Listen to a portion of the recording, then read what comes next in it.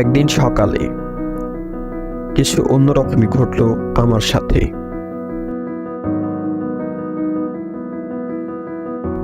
ঘড়িতে দেখলাম একটু দেরি হয়ে গেছে উঠতে।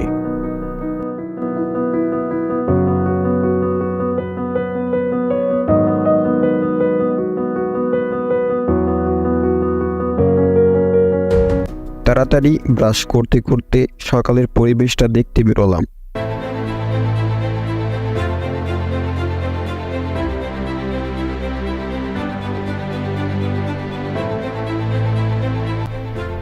তখনই দেখতে পেলাম একটি ডায়েরি পড়ে আছে, জানি না সেটা কার।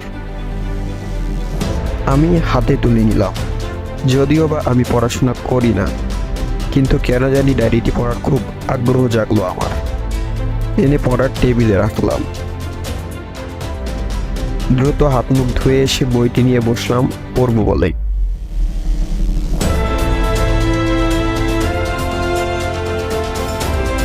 বইটি খুলে বেশ অবাকই হলাম। চোখ খুলবে এমন জায়গায় যার চারদিকে সবুজ আর সবুজ ধান ক্ষেত,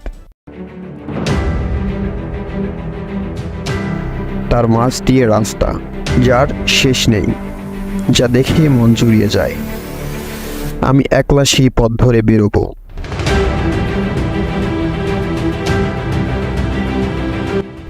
উপভোগ করব নিজেকে, যার বাতাস আমার মন ছুঁয়ে যায়। হ্যাঁ ভাইয়া যাই।